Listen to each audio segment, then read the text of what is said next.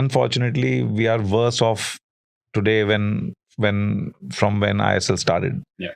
And it's not really ISL's responsibility, but everyone blames ISL. Like, it's not. Why is the ISL responsible for the performance of the national exactly. team? I mean, if you look at 15 years, 50 crores, 15 years, that's 750 crores. That should have gone into national team development. Exactly. Yeah.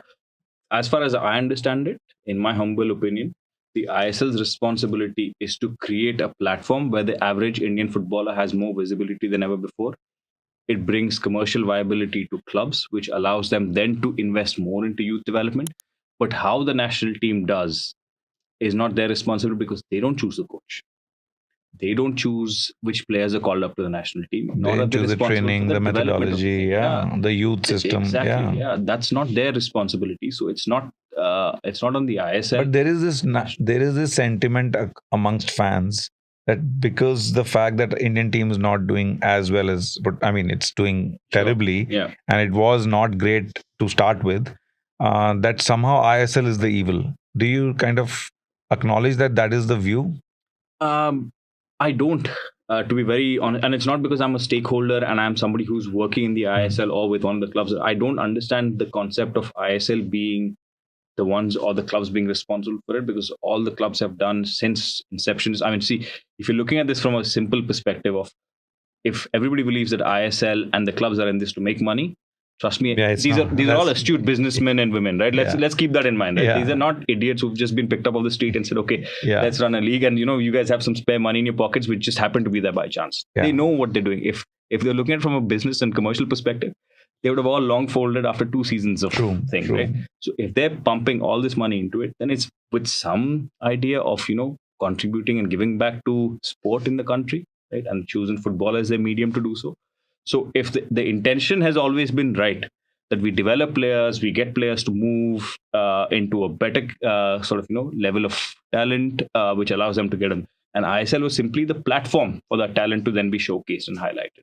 So I don't see why they're saying that ISL is the reason for it, because sure, people are saying this, but I can't think of anybody who can give me 5 valid reasons as to give me the correlation between ISL happening and the players not playing at the same level. I don't think that there's a direct correlation. In fact, it should be the opposite, or the way around. It's an easy target for people to say that it's because of the ISL, the national team is not performing well. Because during ISL, also national team.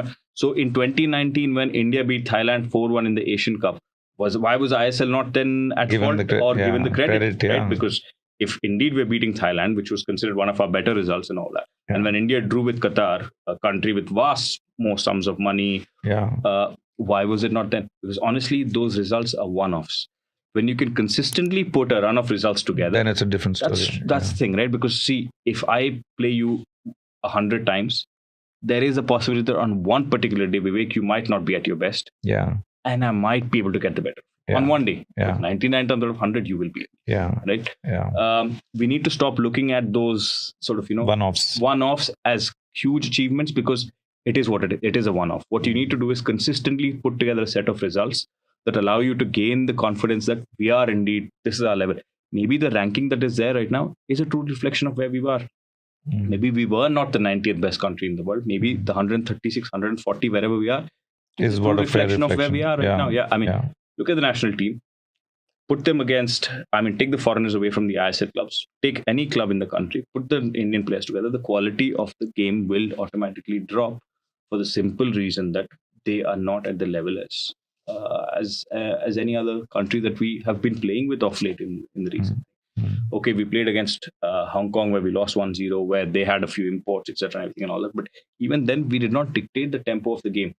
There was no right to say that we had to win that game because Hong Kong was ranked 156 or whatever and all that. Maybe that is also a reality then. That maybe 136 is still being generous. Maybe that is indeed the case. You need to develop players who are able to control and dictate games at will, and that will only happen if those players play outside of Indian shores, because this is the level of Indian football right now. So you're not going to become a standout player in this. You will be the glass ceiling in what is a very low ceiling. So now, of course, there's a lot of confusion with regards to what will happen. But if you were to look back last like 10 years, 15 years, or actually from the inception, what would be some of the changes you would make in the structure that that if we were to be sitting in a place which is better off than where we are actually?